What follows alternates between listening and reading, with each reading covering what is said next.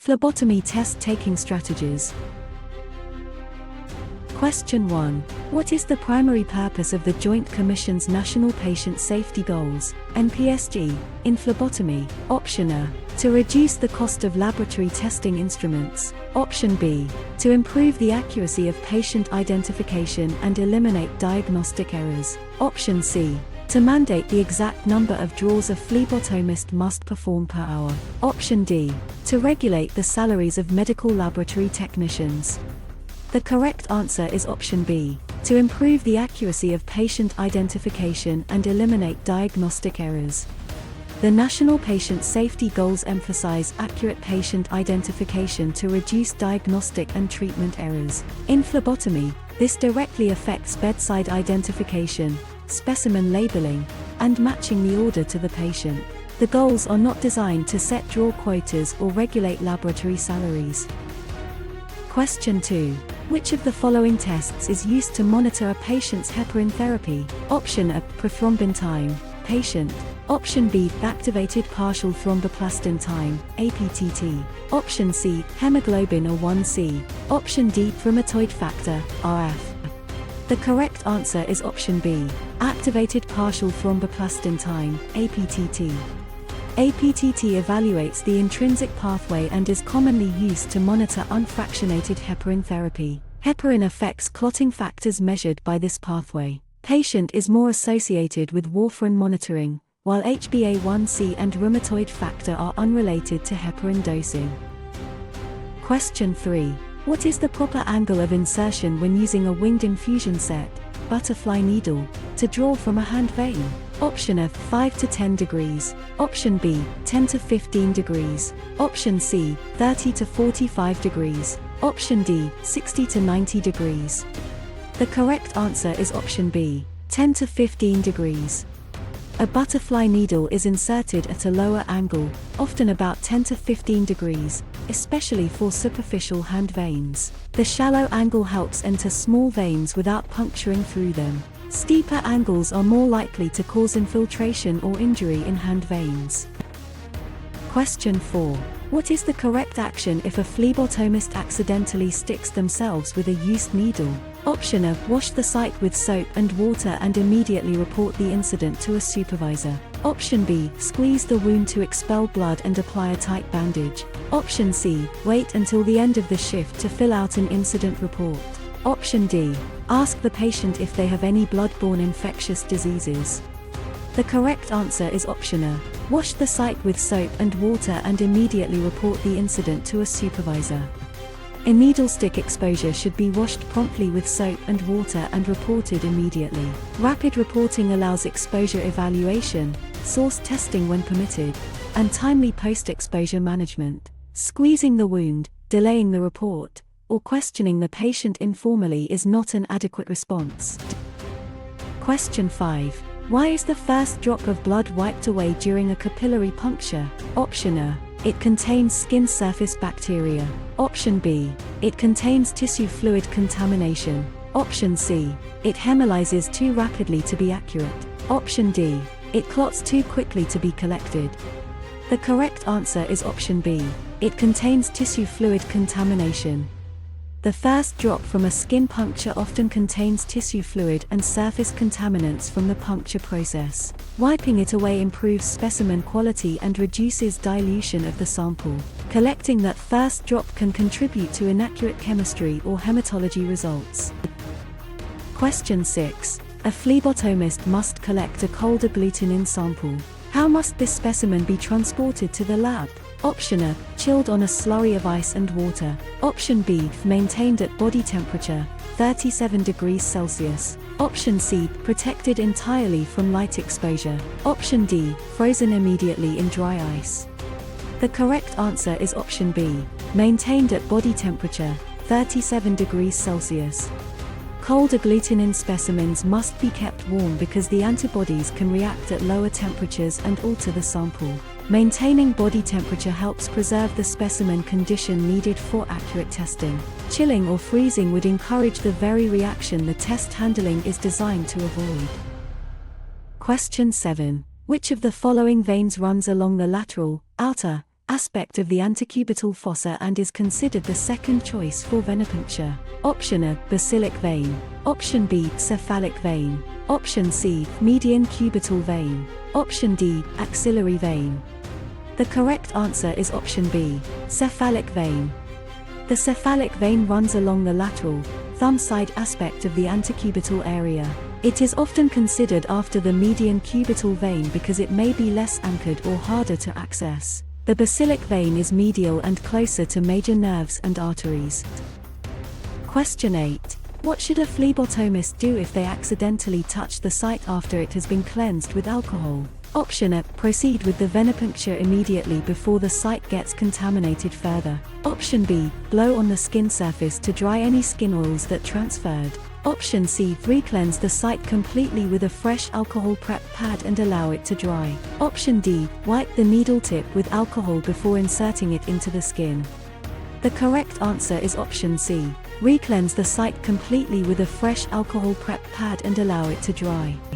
Touching a cleaned puncture site recontaminates the skin and compromises antisepsis. The site should be cleansed again with a fresh prep pad and allowed to air dry. Wiping the needle or blowing on the skin does not restore a clean field. Question 9. Which antiseptic is recommended for a patient undergoing a skin puncture for a blood culture if they are allergic to chlorhexidine? Option A, 70% ethyl alcohol. Option B, povidone. Option C, hydrogen peroxide. Option D, benzalkonium chloride. The correct answer is option B, povidone. Povidone is an appropriate alternative when chlorhexidine cannot be used for blood culture skin preparation. It provides broad antimicrobial activity when applied and allowed to dry according to protocol.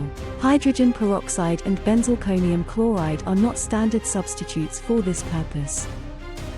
Question 10. Which of the following values represents a normal fasting blood glucose level for a healthy adult? Option A, 70 to 99 mg/dl. Option B, 140 to 180 mg/dl.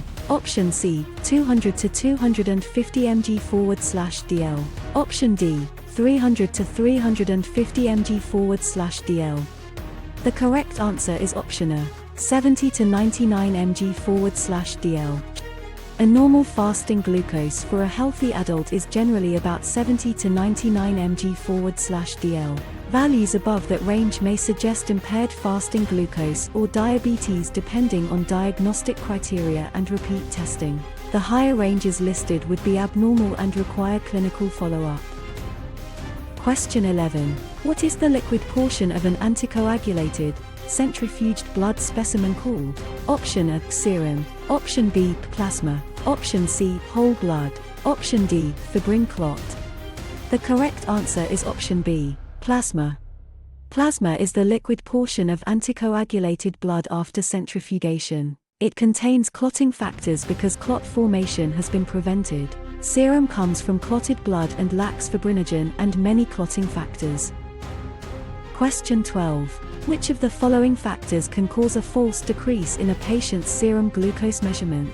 Option A, separating the serum from the red blood cells within 30 minutes of collection. Option B, leaving the uncentrifuged specimen tube at room temperature for over 2 hours, allowing cells to consume glucose via glycolysis. Option C, transporting the specimen to the laboratory on an ice slurry. Option D, utilizing a gray top tube containing sodium fluoride to collect the sample. The correct answer is option B, leaving the uncentrifuged specimen tube at room temperature for over 2 hours, allowing cells to consume glucose via glycolysis. Glucose can fall falsely when an uncentrifuged specimen sits at room temperature because cells continue to metabolize glucose. This ongoing glycolysis lowers the measured concentration over time. Prompt separation or collection in a fluoride-containing tube helps prevent the decrease. Question 13. What type of vessel contains thick, muscular walls and carries blood away from the heart under high pressure? Option A, vein. Option B, artery. Option C, capillary. Option D, venule. The correct answer is option B, artery. Arteries have thick, muscular, elastic walls that carry blood away from the heart under pressure. This structure allows them to tolerate pulsatile pressure generated by ventricular contraction. Veins return blood at lower pressure and often contain valves. Question 14. What type of fire hazard is represented by the red quadrant of the NFPA 704 diamond? Option A, flammability hazard. Option B, health hazard. Option C, reactivity hazard. Option D, specific hazard. The correct answer is option A, flammability hazard. The red quadrant of the NFPA 704 diamond indicates flammability hazard. It communicates how readily a material can ignite. Blue represents health, yellow represents instability, and white indicates special hazard information. Question 15. Which of the following veins is located on the outer thumb side of the arm and is the third choice for venipuncture? Option A, cephalic vein. Option B, basilic vein. Option C, median cubital vein. Option D, brachial vein. The correct answer is option A, cephalic vein. The cephalic vein lies on the lateral, thumb side of the arm and is often a later choice for venipuncture. It may be more difficult to anchor and access than the median cubital vein. The basilic vein is medial and carries greater nerve and artery risk. Question 16. What should a phlebotomist do if an inpatient's door is closed and a sign states "No visitors, see nurse" before entering? Option A, knock loudly, open the door, and walk right in to maintain efficiency. Option B, locate the nurse assigned to the patient to find out the specific isolation or safety entry protocols. Option C, skip the patient and come back at the end of the shift without checking in. Option D, call the patient's room phone from the hallway to ask if it is okay to enter. The correct answer is option B, locate the nurse assigned to the patient to find out the specific isolation or safety entry protocols. Assign directing staff to see the nurse may indicate isolation, safety, behavioral, or procedure restrictions. The phlebotomist should check with the assigned nurse before entering. Entering without clarification can endanger the patient, staff, or specimen collection process. Question 17. What color top tube is used to collect specimens for blood bank immunohematology testing like antibody screens? Option A, pink top or glass red top. Option B, gray top. Option C, light blue top. Option D, light green top. The correct answer is option A, pink top or glass red top. Pink EDTA tubes or glass red tubes are commonly used for blood bank immunohematology testing such as antibody screens. These specimens support red cell typing and compatibility testing. Gray, light blue, and light green tubes serve glucose, coagulation, and chemistry testing needs. Question 18. Which of the following tests evaluates the extrinsic coagulation pathway and is commonly monitored in patients taking oral warfarin therapy? Option A, activated partial thromboplastin time, APTT. Option B, prothrombin time / international normalized ratio, patient / INR. Option C, bleeding time determination. Option D, complete blood count, CBC. The correct answer is option B, prothrombin time / international normalized ratio, patient / INR. Patient and INR evaluate the extrinsic pathway and are commonly used to monitor oral warfarin therapy. Warfarin affects vitamin K-dependent clotting factors that influence this test. APTT is used more often for heparin therapy and the intrinsic pathway. Question 19. What is the clinical term for a decrease in the total number of circulating red blood cells or a decrease in hemoglobin concentration? Option A, polycythemia. Option B, anemia. Option C, leukemia. Option D, leukoplakia. The correct answer is option B, anemia. Anemia means a decrease in circulating red blood cells, hemoglobin concentration, or oxygen carrying capacity. It can cause fatigue, pallor, shortness of breath, or dizziness depending on severity. Polycythemia is increased red cell mass, while leukoplakia involves white cells. Question 20. What type of cleaning solution should be used to disinfect a phlebotomy tray on a daily basis? Option A, concentrated isopropyl alcohol. Option B, a 1:10 dilution of household bleach or an EPA-approved hospital disinfectant. Option C, warm water mixed with mineral oil. Option D, liquid hand soap solution. The correct answer is option B, a 1:10 dilution of household bleach or an EPA-approved hospital disinfectant. Phlebotomy trays should be disinfected with a bleach dilution or EPA-approved hospital disinfectant. Daily and visible soil cleaning reduces transfer of bloodborne pathogens and environmental organisms. Water, mineral oil, or hand soap alone does not provide adequate surface disinfection. Question 21. Which of the following additives is used in a blood culture bottle to neutralize antibiotics circulating in the patient's blood? Option A, resin or activated charcoal particles. Option B, sodium polyent whole sulfonate, SPS. Option C, acid citrate dextrose, ACD. Option D, thixotropic gel barrier. The correct answer is option A, resin or activated charcoal particles. Resin or activated charcoal in blood culture bottles can bind or neutralize antibiotics present in the patient's blood. This improves recovery of organisms when the patient has already received antimicrobial therapy. The additive does not replace sterile collection technique or proper bottle filling. Question 22. Which of the following practices helps ensure compliance with standard precautions in phlebotomy? Option A, wearing gloves during all vascular access procedures and changing them between patients. Option B, reusing plastic tube holders as long as no blood is visible on the outside surface. Option C, washing disposable nitrile gloves with soap and water to extend their use. Option D, placing used lancets into regular trash cans if they look clean. The correct answer is option A, wearing gloves during all vascular access procedures and changing them between patients.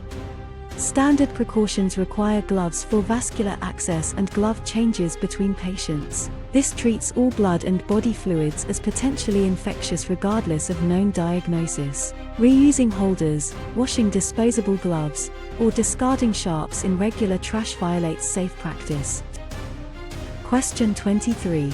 Which of the following tubes contains the anticoagulant lithium heparin? Option A, light green top, PSD. Option B, dark blue top. Option C, yellow top. Option D, gray top. The correct answer is option A, light green top, PSD.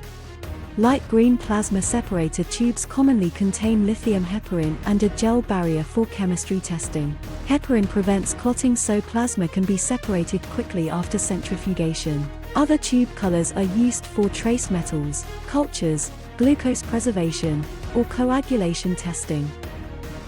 Question 24. A specimen for a lactic acid test must be handled using which special accommodation? Option A, placed immediately on an ice slurry. Option B, incubated at 37 degrees Celsius until tested. Option C, kept away from all light sources using foil. Option D, centrifuged immediately within 5 minutes of draw. The correct answer is option A, placed immediately on an ice slurry. Lactic acid specimens are commonly chilled promptly to slow cellular metabolism after collection. Continued glycolysis can change lactate concentration if handling is delayed. Light protection or warming is used for different analytes, not routine lactate preservation. Question 25. What is the target population for a Guthrie card or newborn screening test panel? Option A, geriatric outpatients in nursing homes. Option B, infants up to a few days or weeks old. Option C, pregnant women in their first trimester. Option D, patients undergoing active chemotherapy treatments. The correct answer is option B, infants up to a few days or weeks old. Guthrie cards and newborn screening panels are designed for infants shortly after birth. They screen for metabolic, endocrine, and genetic conditions that benefit from early detection. Adult, prenatal, or oncology testing uses different screening methods. Question 26. What color top tube is used to collect specimens for lead testing? Option A, tan or royal blue with EDTA. Option B, light blue. Option C, light green. Option D, yellow. The correct answer is option A, tan or royal blue with EDTA. Lead testing requires tubes certified to be low in trace metal contamination, commonly tan or royal blue with EDTA. Ordinary stoppers and additives can contaminate trace element specimens. Light blue, green, and yellow tubes are selected for different testing needs. Question 27. What is the clinical term for small, red, pinpoint spots that appear on a patient's skin when a tourniquet is applied? Option A, hematoma. Option B, hemolysis. Option C, petechia. Option D, ichthyosis. The correct answer is option C, petechia. Petechia are tiny red or purple pinpoint spots caused by small capillary hemorrhages. They may appear when a tourniquet is applied to a patient with fragile capillaries or platelet problems. A hematoma is a larger collection of blood, while ichthyosis refers to broader bruising. Question 28. What is the standard ratio of blood to anticoagulant additive in a green top tube? Option A, 9:1. Option B, 4:1. Option C, there is no strict ratio as long as the tube contains enough anticoagulant to prevent clotting. Option D, 1:1. The correct answer is option C. There is no strict ratio as long as the tube contains enough anticoagulant to prevent clotting. Green top heparin tubes do not depend on a strict blood-to-additive ratio like light blue citrate tubes. The tube should still be filled adequately and mixed gently so enough heparin is present to prevent clotting. Coagulation citrate specimens are the classic ratio-sensitive collection. Question 29. Which of the following tests evaluated the intrinsic pathway of the coagulation cascade and is used to monitor heparin therapy? Option A, prothrombin time, patient. Option B, activated partial thromboplastin time, APTT. Option C, bleeding time test. Option D, fibrin degradation products, FDP. The correct answer is option B, activated partial thromboplastin time, APTT. APTT evaluates the intrinsic and common coagulation pathways and is used to monitor unfractionated heparin therapy. Heparin prolongs clotting activity measured by this test. Patient and INR are more associated with warfarin and the extrinsic pathway. Question 30.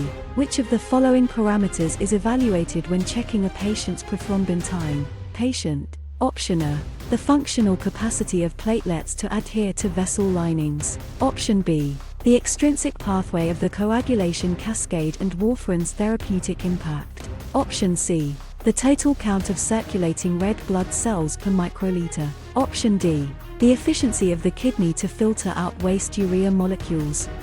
The correct answer is option B, the extrinsic pathway of the coagulation cascade and warfarin's therapeutic impact. Patient evaluates the extrinsic and common coagulation pathways and is commonly reported with INR.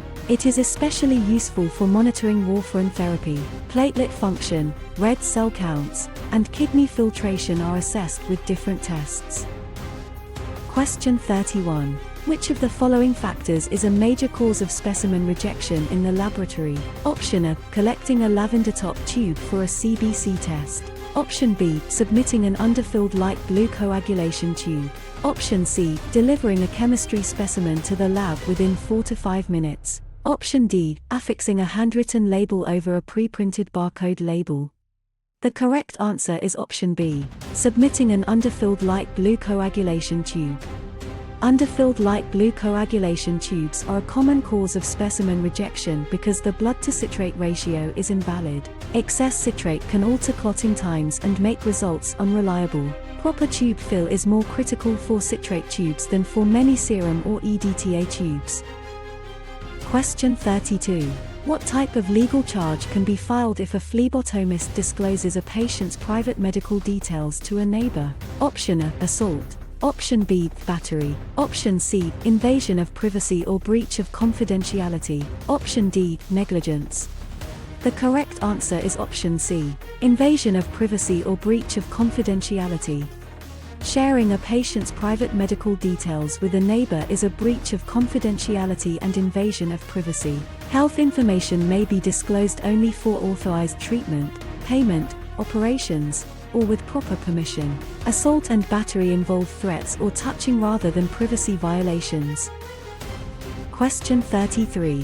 Which of the following items is the preferred antiseptic for cleaning a site prior to performing an arterial blood gas, ABG, draw? Option A, 70% isopropyl alcohol followed by chlorhexidine gluconate or povidone iodine. Option B, plain sterile water. Option C, diluted hydrogen peroxide solution. Option D, sodium hypochlorite spray. The correct answer is option A, 70% isopropyl alcohol followed by chlorhexidine gluconate or povidone iodine. Arterial puncture sites require strong antisepsis because the procedure is deeper and carries higher complication risk than routine venipuncture. Alcohol followed by chlorhexidine or povidone iodine is commonly used according to policy. Sterile water, peroxide, or bleach sprays are not appropriate skin antiseptics for ABG collection. Question 34. What type of vessel contains valves to prevent the backflow of blood as it travels back toward the heart? Option A, artery. Option B, capillary. Option C, vein. Option D, arteriole. The correct answer is option C, vein. Veins contain valves that help prevent backflow as blood returns to the heart at low pressure. These valves support venous return, especially from the limbs. Arteries carry blood under higher pressure and usually do not need valves along their length. Question 35. Which of the following elements is a primary link in the chain of infection? Option A, the source or reservoir of the pathogen. Option B, the cost of personal protective equipment. Option C, the layout of the outpatient laboratory facility. Option D, the brand of antiseptic wipes used to clean benches. The correct answer is option A, the source or reservoir of the pathogen. A reservoir is a primary link in the chain of infection because it is where a pathogen lives and multiplies. Breaking any link, including reservoir, exit route, transmission, entry route, or susceptible host, helps stop spread. Equipment cost or room layout may influence practice but is not a chain link. Question 36. If a phlebotomist must collect blood from a patient with an active, running foreline in both arms, what is the preferred option? Option A, draw the blood from a capillary puncture if the tests allow. Option B, turn off the for yourself and draw above the line immediately. Option C, draw from the foot or ankle without a physician's order. Option D, postpone the draw indefinitely until the patient is discharged. The correct answer is option A, draw the blood from a capillary puncture if the tests allow. When both arms have running forelines, venous sampling near either infusion may be diluted or contaminated. If the ordered tests permit capillary collection, skin puncture can avoid the active infusion sites. Turning off force or using lower extremity veins requires nursing or provider direction and facility policy. Question 37. Which department of the laboratory processes a comprehensive metabolic panel, CMP? Option A, hematology. Option B, microbiology. Option C, clinical chemistry. Option D, blood bank. The correct answer is option C, clinical chemistry. A comprehensive metabolic panel measures chemistry analytes such as electrolytes, glucose, kidney markers, proteins, and liver-associated enzymes. These tests are processed in clinical chemistry, hematology, microbiology, and blood bank perform different categories of testing. Question 38. What type of consent is demonstrated when an adult outpatient rolls up their sleeve and extends their arm toward the phlebotomist after being asked for a blood draw? Option A, expressed consent. Option B, informed consent. Option C, implied consent. Option D, statutory consent. The correct answer is option C, implied consent. Rolling up a sleeve and extending the arm after being asked to provide a specimen demonstrates implied consent. The patient's actions show cooperation with a routine procedure. Signed informed consent is a more formal process used when required by policy or procedure risk.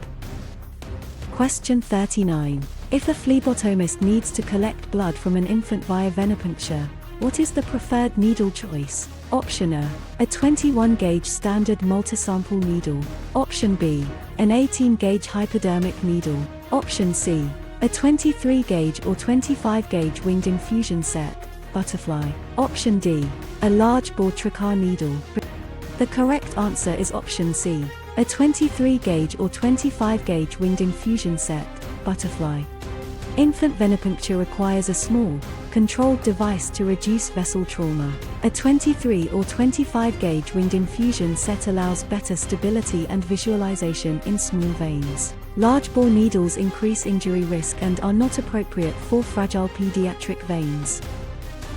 Question 40. What type of protective equipment must be worn when performing a venipuncture on a patient with droplet precautions? Option A. An N95 respirator mask and shoe covers. Option B. A standard surgical mask and gloves. Option C. A full-body Tyvek suit and goggles. Option D. No personal protective equipment is required. The correct answer is option B. A standard surgical mask and gloves. Droplet precautions require a surgical mask, and gloves are used for venipuncture under standard precautions. The mask protects mucous membranes from large respiratory droplets during close contact. N95 respirators are reserved for airborne precautions. Question 41. Which of the following options defines the proper order of draw for a blood culture, a lavender tube, and a gold SST tube? Option A. Blood culture, gold SST, lavender. Option B. Gold SST, lavender, blood culture. Option C. Lavender, blood culture, gold SST. Option D. Blood culture, lavender, gold SST. The correct answer is option A. Blood culture, gold SST, lavender. Blood cultures are collected first, followed by serum tubes such as gold SST, and lavender EDTA tubes later. This sequence protects culture sterility and reduces additive carryover. Drawing EDTA before serum can contaminate later specimens with anticoagulant. Question 42.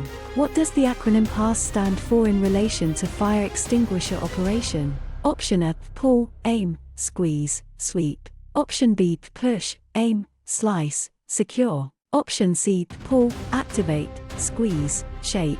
Option D. Press, aim, secure, sweep. The correct answer is option A. Pull, aim, squeeze, sweep. PASS stands for pull, aim, squeeze, and sweep. This sequence describes the basic operation of a portable fire extinguisher. Using the wrong sequence can waste time and reduce effectiveness during a small controllable fire.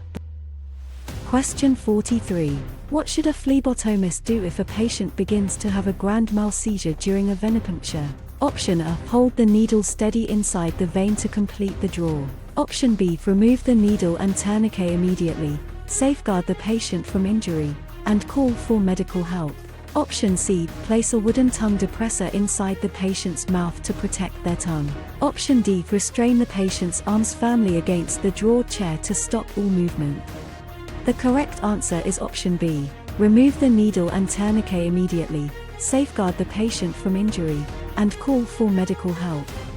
A seizure during venipuncture requires immediate removal of the needle and tourniquet to prevent injury. The patient should be protected from surrounding hazards and medical help should be called. Restraining the patient or placing objects in the mouth can cause harm.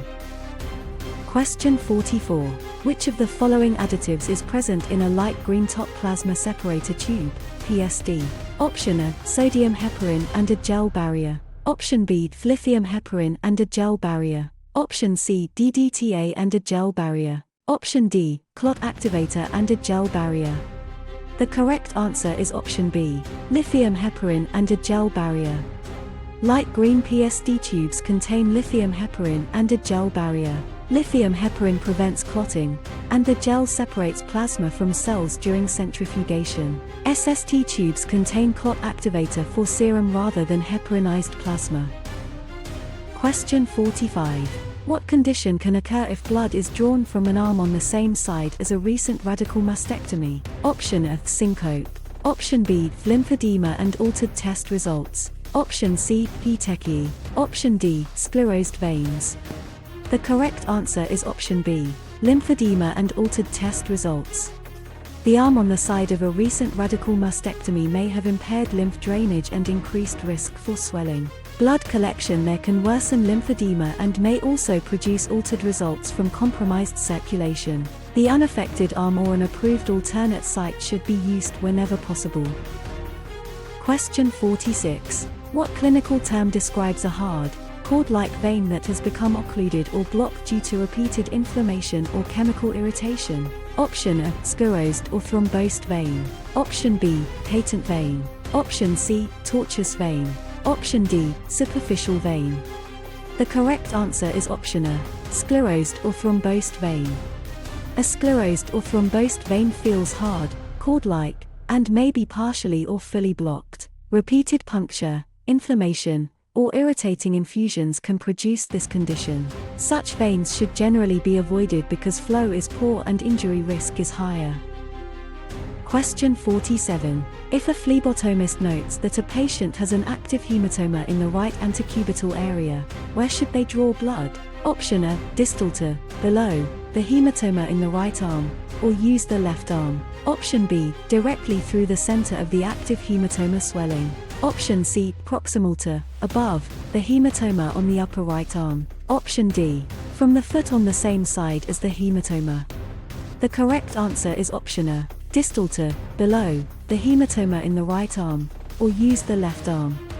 An active hematoma contains pooled blood outside the vessel and should not be punctured. The opposite arm is preferred, or a site distal to the hematoma may be used if appropriate and permitted.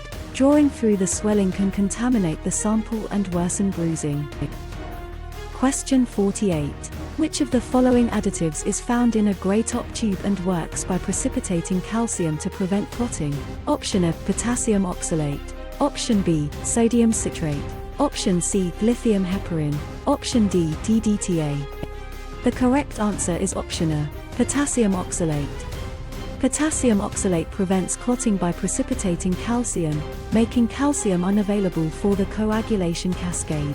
It is commonly paired with sodium fluoride in grey tubes. Citrate and EDTA bind calcium differently, while heparin works through antithrombin. Question 49. If a patient feels faint during a draw and has already passed out, what is the best position to place them in once safety measures are met? Option A, prone position. Option B, high Fowler's position. Option C, supine with legs elevated or flat. Option D, standing upright with assistance. The correct answer is option C, supine with legs elevated or flat. After immediate safety steps, a fainted patient should be placed flat or supine with legs elevated when appropriate.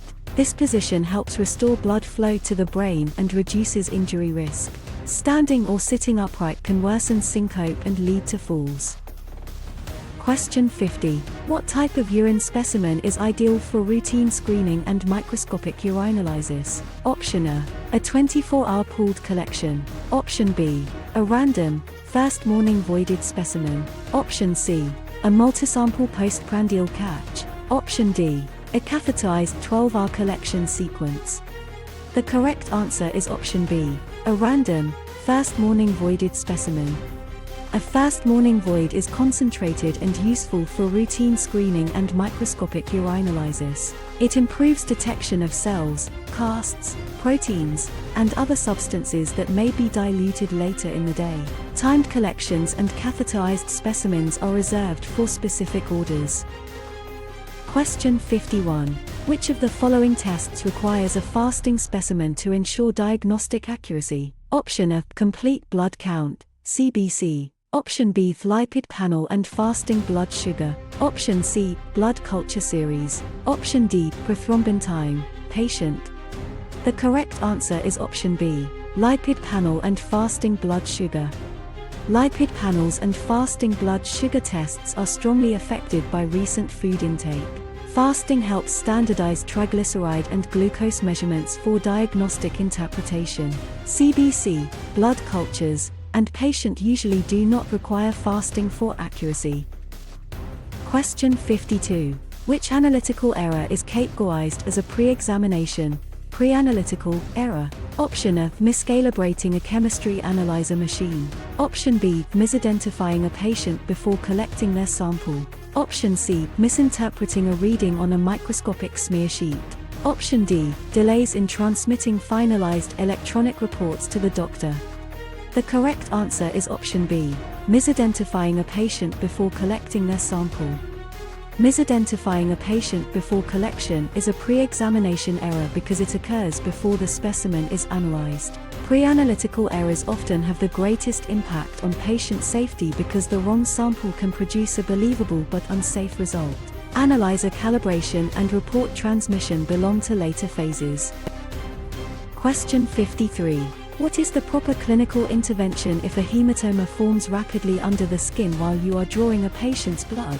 Option A. Press down hard on the needle to flatten out the swelling. Option B. Release the tourniquet immediately, pull the needle out, and apply firm pressure to the site. Option C. Switch to a larger vacuum tube to pull the pooled blood out of the tissue. Option D. Continue the draw until all ordered tubes are filled completely. The correct answer is option B. Release the tourniquet immediately, pull the needle out, and apply firm pressure to the site. Rapid hematoma formation means blood is escaping into tissue during the draw. The tourniquet should be released, the needle removed, and firm pressure applied to stop the bleeding. Continuing the collection or trying to drain the swelling through the tube can worsen injury. Question 54. What is the main clinical outcome of inadvertent arterial puncture during a venipuncture attempt? Option A. Rapid hematoma formation and bright red pulsing blood. Option B. Falsely decreased systemic blood pressure. Option C. Accelerated hemolysis within the vacuum collection tube. Option D. Immediate collapse of the surrounding capillary beds. The correct answer is option A. Rapid hematoma formation and bright red pulsing blood. Accidental arterial puncture often produces bright red, pulsating blood and can cause rapid hematoma formation. The needle should be removed and firm pressure applied because arterial pressure is higher than venous pressure. Treating it like a routine venous draw increases bleeding risk. Question 55. What type of communication technique involves nodding, maintaining eye contact, and repeating back statements to ensure clear understanding? Option A. Passive communication. Option B. Aggressive communication. Option C. Active listening. Option D. Defensive communication. The correct answer is option C. Active listening. Active listening uses eye contact, nodding, attentive posture, and restating information to confirm understanding. It helps patients feel heard and reduces miscommunication during care. Passive, aggressive, or defensive communication does not reliably verify understanding. Question 56. What type of isolation room requires the air pressure to be lower than the surrounding hallway air pressure? Option A. Negative pressure isolation room, airborne precautions. Option B. Positive pressure isolation room, protective isolation. Option C. Standard contact isolation room. Option D. Droplet precaution room. The correct answer is option A. Negative pressure isolation room, airborne precautions. Airborne isolation uses negative room pressure so contaminated air flows into the room rather than out to the hallway. This helps contain airborne pathogens such as tuberculosis, measles, or varicella. Protective isolation for immunocompromised patients often uses positive pressure instead. Question 57. What type of collection is performed to screen for hidden blood in a stool specimen? Option A. Occult blood test, GWAOC. Option B. Culture and sensitivity, C&S. Option C. Dover and parasites, ONP. Option D. Fecal fat quantification. The correct answer is option A. Occult blood test, GWAOC. An occult blood test, often using a GWAOC method, screens stool for hidden blood. It can help detect gastrointestinal bleeding that is not visible. Culture, over and parasite testing, and fecal fat analysis evaluate different stool conditions. Question 58. Which of the following practices is critical to perform when collecting a specimen for a cold agglutinin test? Option A. Keep the collection tube pre-warmed to 37 degrees Celsius before and during collection. Option B. Chill the tube in an ice slurry immediately after drawing. Option C. Protect the specimen from light by wrapping it in heavy foil. Option D. Centrifuge the tube immediately within 2 minutes of collection. The correct answer is option A. Keep the collection tube pre-warmed to 37 degrees Celsius before and during collection. Cold agglutinin specimens must be collected and kept warm at about 37 degrees Celsius. Cooling can cause antibody-mediated red cell agglutination before testing and distort results. Pre-warmed tubes and warm transport preserve the specimen condition needed by the laboratory. Question 59. Which of the following parameters is evaluated when performing a basic metabolic panel, BMP?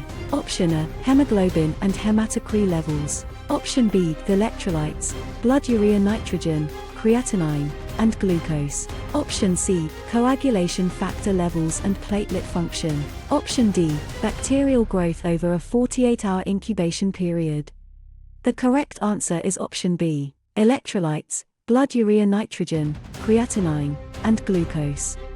A basic metabolic panel evaluates electrolytes, glucose, blood urea nitrogen, creatinine, and related chemistry values. It is used to assess kidney function, acid-base status, and metabolic balance. Liver enzymes, cardiac markers, and hematology counts belong to other panels or departments. Question 60. Which of the following conditions can cause a specimen's serum to appear bright red or pink after centrifugation? Option of Leitmia. Option B, Icterus. Option C, hemolysis. Option D, hemoconcentration. The correct answer is option C, hemolysis. Hemolysis releases hemoglobin from red cells and gives serum or plasma a red to pink color after centrifugation. It can also falsely alter potassium, LDH, ASD, and other analytes. Leitmia appears milky, and Icterus appears yellow to amber. Question 61. What should a phlebotomist do if they encounter an unconscious patient in an emergency room with no identification button? Option of refuse to draw the blood until the patient wakes up and identifies themselves. Option B, to assign a temporary unique numeric identifier to the patient according to facility protocol and label tubes accordingly. Option C, use the name written on the patient's personal clothing or belongings. Option D, label the tubes with John Doe and leave the medical record number blank. The correct answer is option B. Assign a temporary unique numeric identifier to the patient according to facility protocol and label tubes accordingly. An unidentified emergency patient may receive a temporary unique identifier under facility protocol. Specimens are labeled with that identifier so testing can proceed while maintaining traceability. Clothing, belongings, or generic names are unsafe sources of identity. Question 62. What is the clinical name for the stoppage of bleeding from a damaged blood vessel?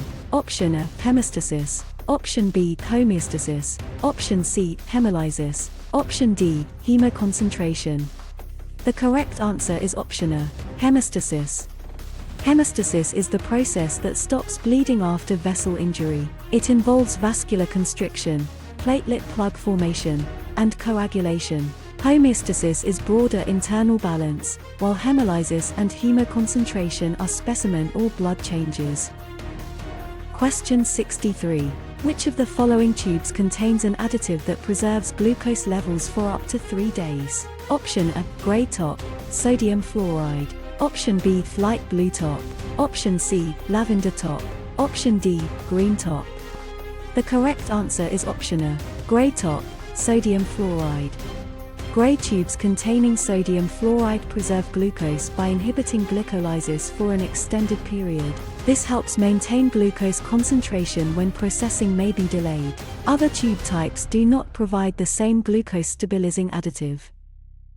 Question 64. Which of the following is a primary duty of a phlebotomist regarding quality assurance? Option A, interpreting abnormal lab results for patients. Option B, ensuring specimen tubes are collected, labeled, and transported correctly. Option C, changing medication doses based on therapeutic levels. Option D, performing complex tissue biopsies in the operating room.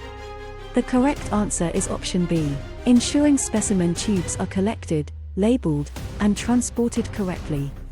Phlebotomy quality assurance focuses on collecting, labeling, handling, and transporting specimens properly. These pre-analytical steps have a major impact on result accuracy. Interpreting results, changing medication doses, or performing biopsies is outside the phlebotomist's usual role. Question 65. Which of the following items must be included on a computer-generated barcode specimen label? Option A, the patient's diagnosis and name of their insurance carrier.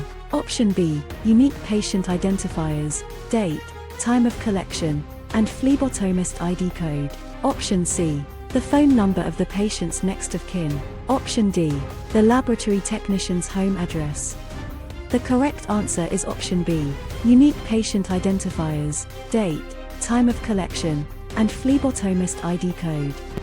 A barcode specimen label must include unique patient identifiers, collection date and time, and collector identification. These elements support traceability from bedside collection through laboratory reporting. Insurance information and unrelated personal data do not belong on the tube label.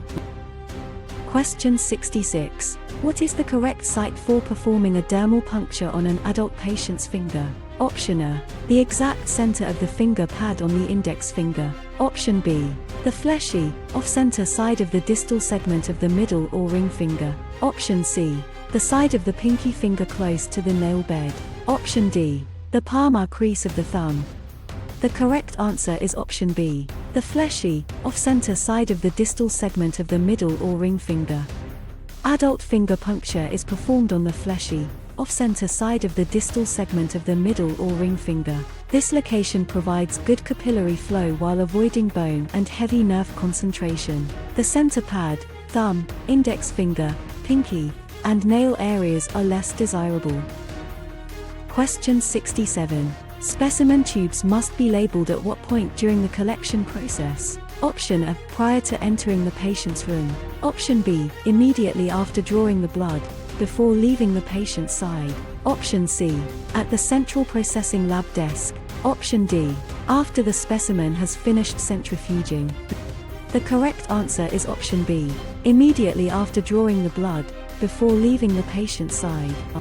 Specimens must be labeled immediately after collection while still at the patient's side. This practice prevents mix-ups between patients, rooms, or batches of tubes. Pre-labeling tubes or labeling later at the desk creates a serious wrong patient risk. Question 68. Which tube is typically utilized to collect samples for blood bank cross-matching and typing? Option A. Pink top, EDTA, or plain red top. Option B. Light blue top, sodium citrate. Option C. Gray top, sodium fluoride. Option D. Green top, sodium heparin. The correct answer is option A. Pink top, EDTA, or plain red top.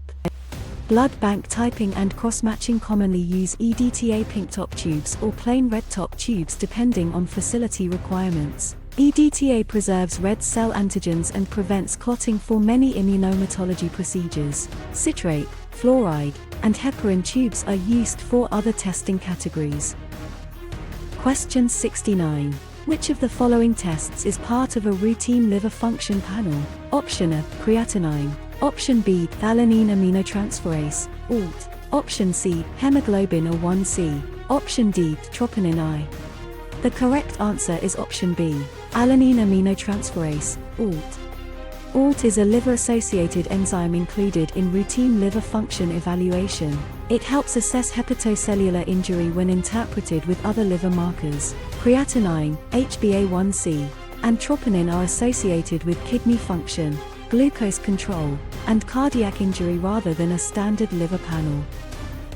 Question 70. Which of the following factors can cause hemoconcentration during a blood collection procedure? Option A. Leaving the tourniquet tied on the arm for 3 minutes while searching for a vein. Option B. Releasing the tourniquet as soon as the first tube begins to fill with blood.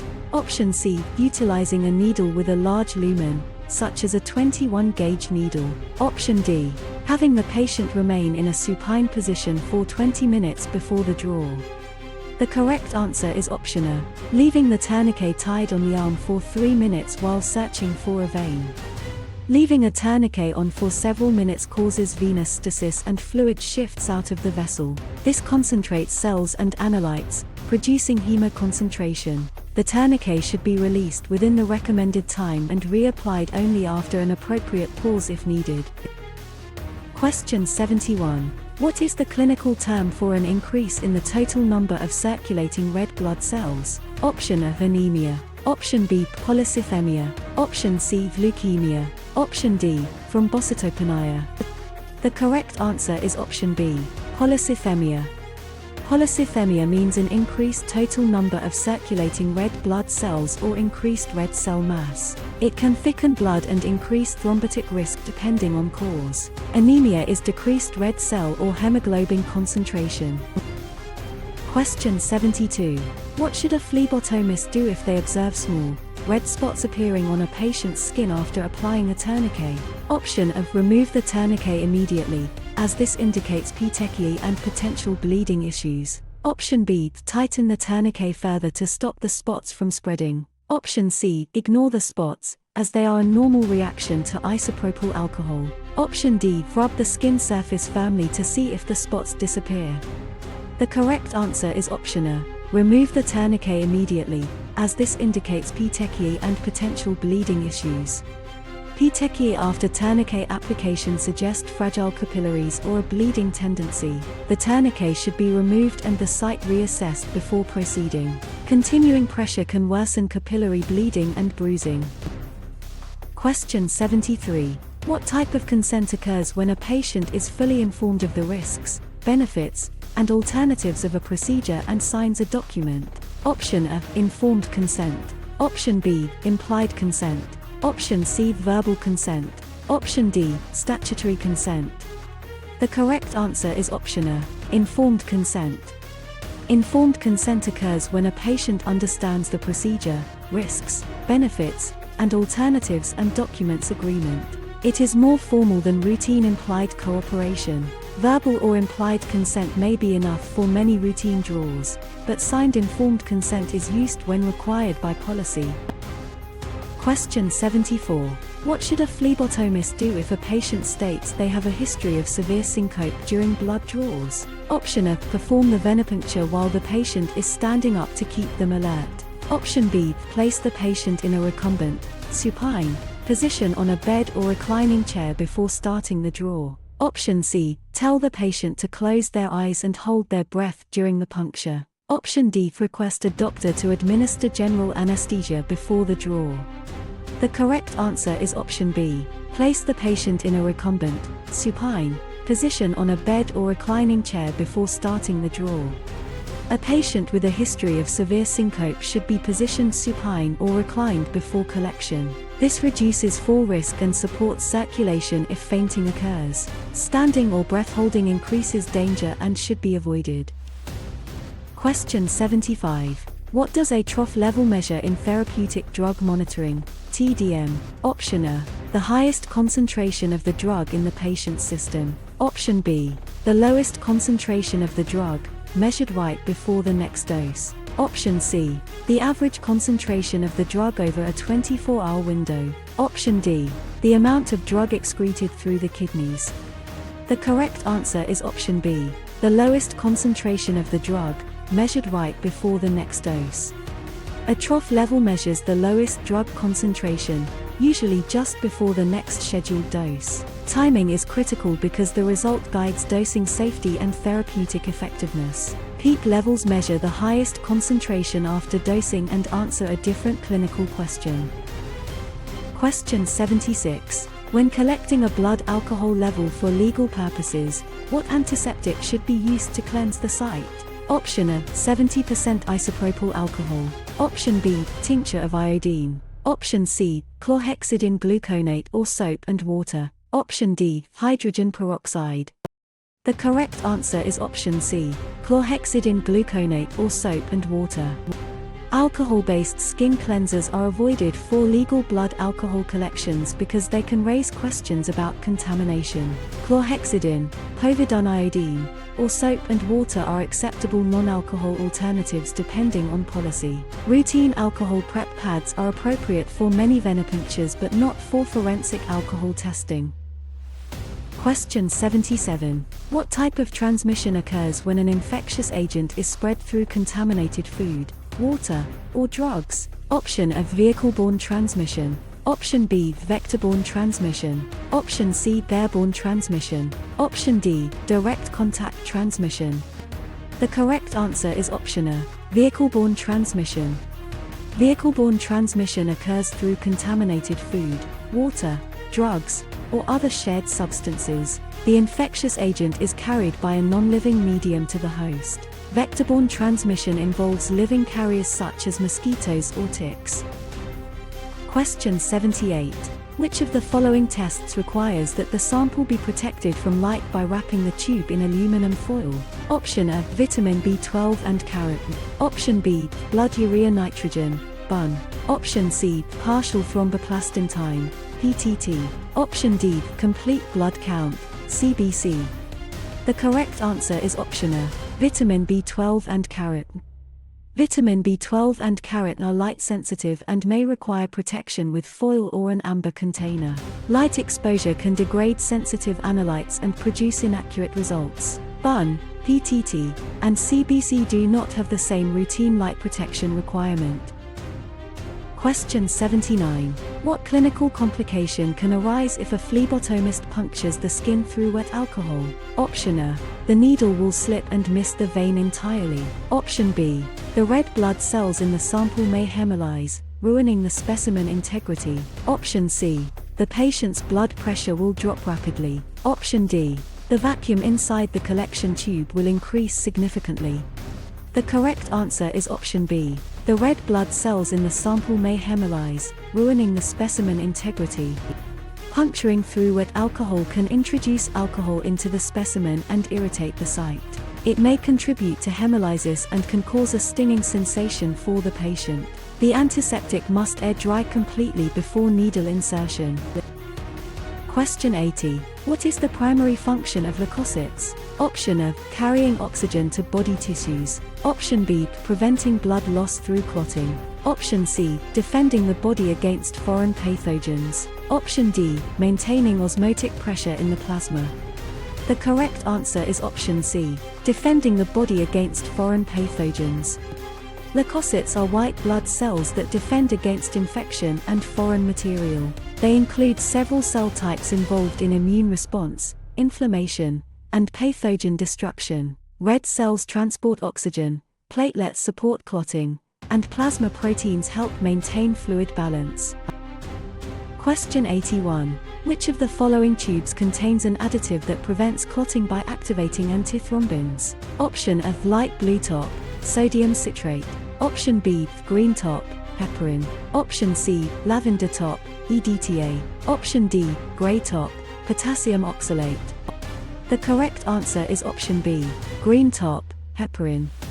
Heparin prevents clotting by activating antithrombin, which inhibits thrombin and other clotting factors. Green top tubes use this mechanism for plasma chemistry and selected special tests. EDTA and citrate work by binding calcium rather than activating antithrombin.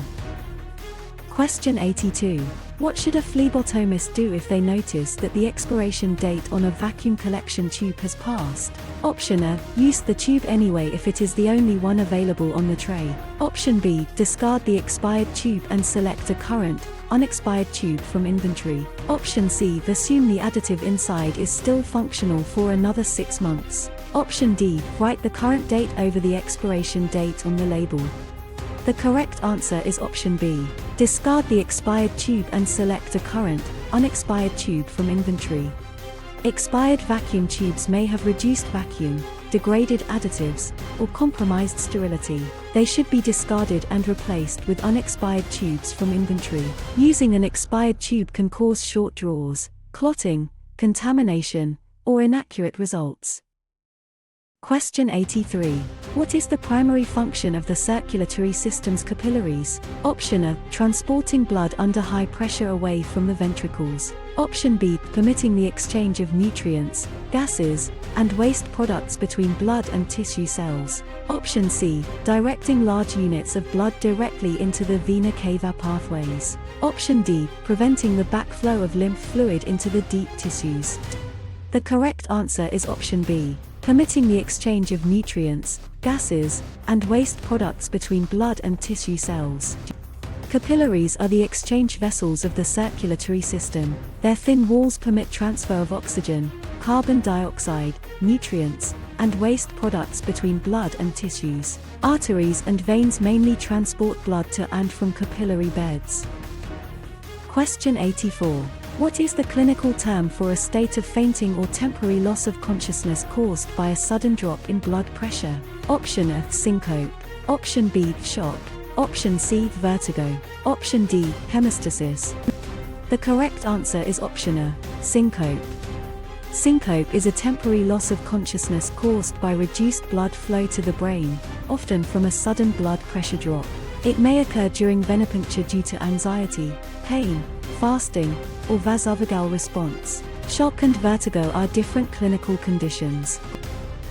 Question 85. Which of the following conditions can lead to a lipemic specimen? Option A. The patient did not fast before a lipid panel draw. Option B. The specimen was hemolyzed during collection. Option C. The tube was left under direct light for too long. Option D. The patient was severely dehydrated. The correct answer is option A. The patient did not fast before a lipid panel draw. Lipemia often occurs when blood is drawn after recent dietary fat intake, especially before lipid testing. The serum or plasma may look cloudy or milky from circulating lipoproteins. Hemolysis causes a red tint, while icterus produces a yellow to amber color. Question 86. Which of the following parameters is most heavily altered if a potassium sample is hemolyzed? Option A. The potassium level will be falsely elevated. Option B. The potassium level will be falsely decreased. Option C. The sodium level will rise to compensate. Option D. The hematocrit level will drop below readable thresholds. The correct answer is option A. The potassium level will be falsely elevated.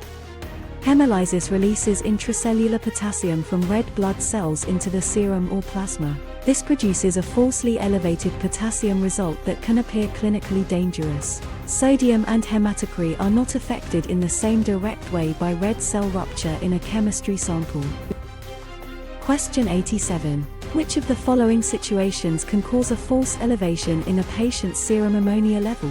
Option A. Transporting the specimen to the laboratory on ice. Option B. Delaying the separation of cells from the plasma beyond 15 minutes at room temperature. Option C. Using a green top tube containing sodium heparin. Option D. Labeling the specimen tube at the patient's bedside. The correct answer is option B. Delaying the separation of cells from the plasma beyond 15 minutes at room temperature. Ammonia can rise falsely when cells remain in contact with plasma at room temperature. Prompt chilling, rapid transport, and timely separation help preserve the true value. Delays beyond recommended handling times are a major pre-analytical source of error. Question 88. What should a phlebotomist do if they note that a light blue top tube did not fill completely due to a loss of vacuum during a draw? Option A. Use the partial sample anyway and send it to the lab. Option B. Discard the partial tube and draw a fresh light blue tube to ensure the correct 9:1 blood to additive ratio. Option C. Pour blood from a green top tube into the light blue tube to top it off. Option D. Shake the tube vigorously to force the remaining air out. The correct answer is option B. Discard the partial tube and draw a fresh light blue tube to ensure the correct 9:1 blood to additive ratio. An underfilled light blue tube must be discarded and recollected because the 9:1 blood to citrate ratio is no longer valid. Sending the partial tube may produce falsely prolonged coagulation results. Transferring blood between tubes or shaking the tube cannot restore the required ratio. Question 89. Which of the following tubes contains no additives or gel barriers and is often used as a discard tube or for specialized serum testing? Option A. Clear or plain red glass top. Option B. Light blue top. Option C. Lavender top. Option D. Light green top. The correct answer is option A. Clear or plain red glass top. Clear or plain red glass tubes contain no additive or gel and may be used as discard tubes or for selected serum testing. They are useful when additive carryover must be avoided. Colored additive tubes contain substances that can interfere with tests not designed for them. Question 90. What is the primary function of the anticoagulant EDTA? Option A. It enhances the action of thrombin. Option B. It binds calcium ions, preventing the clotting cascade from activating. Option C. It destroys white blood cells to preserve red cells. Option D. It stabilizes glucose levels by stopping cellular glycolysis. The correct answer is option B. It binds calcium ions, preventing the clotting cascade from activating. EDTA binds calcium ions and prevents the coagulation cascade from progressing. This preserves whole blood for hematology testing and maintains cell morphology. It does not preserve glucose or accelerate clotting. Question 91. Which of the following tests requires a 24-hour urine collection? Option A, culture and sensitivity, C and S. Option B, creatinine clearance. Option C, routine chemical urinalysis. Option D, pregnancy HCG confirmation. The correct answer is option B, creatinine clearance. Creatinine clearance testing often requires a 24-hour urine collection to measure renal clearance over time. The timed urine result is usually paired with a blood creatinine level. Routine urinalysis, pregnancy testing, and cultures use different urine collection methods. Question 92. What is the correct clinical action for selecting a puncture site on an arm that has an active intravenous line? Option A, draw from a site distal to below the line to minimize fluid contamination. Option B, draw directly above the line insertion site. Option C, adjust the flow rate to run faster during the draw.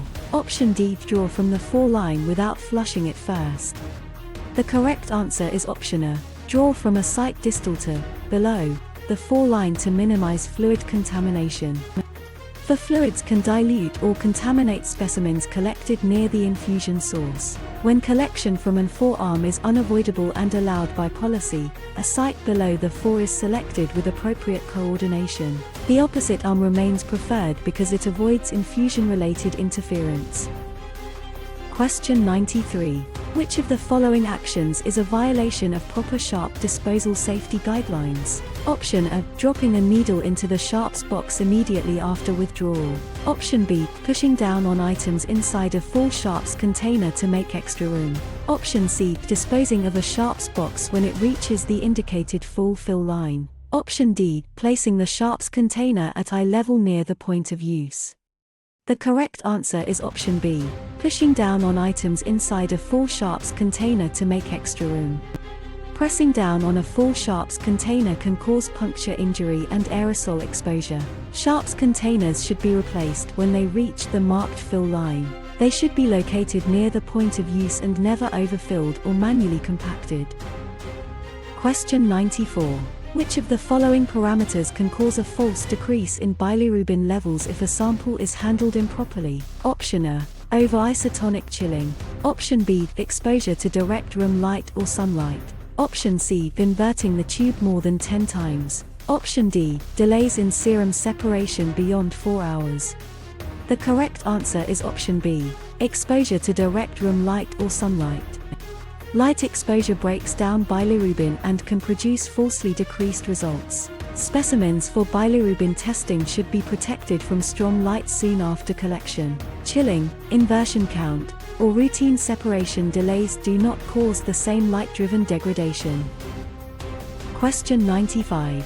What should a phlebotomist do if a patient experiences a sudden, sharp, shooting pain down their arm during a venipuncture? Option A, advance the needle deeper to see if the pain stops. Option B, terminate the venipuncture immediately, withdraw the needle, and assess for nerve injury. Option C, tell the patient that minor discomfort is completely normal for this vein. Option D, instruct the patient to keep their arm completely still while you finish filling the tube. The correct answer is option B, terminate the venipuncture immediately, withdraw the needle, and assess for nerve injury. Sudden sharp shooting pain down the arm suggests possible nerve contact. The venipuncture should be terminated immediately, the needle withdrawn, and the patient assessed according to policy. Continuing or redirecting the needle can worsen nerve injury. Question 96. Which of the following tubes contains a clot activator paired with a gel barrier separator? Option A, gold top, SSD. Option B, light green top, PSD. Option C, lavender top. Option D, light blue top. The correct answer is option A, gold top, SSD.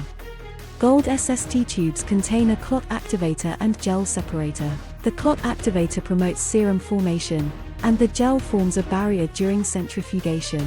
PSD tubes contain heparin for plasma, while lavender and light blue tubes contain anticoagulants for other testing. Question 97. Which of the following options describes a pre-analytical error that can occur in phlebotomy? Option A. Miscalibrating an automated glucose analyzer machine. Option B. Misidentifying a patient or mislabeling a specimen collection tube at the bedside. Option C. Delaying the entry of finalized lab results into the electronic medical record. Option D. Misinterpreting a cellular structure under a microscope. The correct answer is option B. Misidentifying a patient or mislabeling a specimen collection tube at the bedside.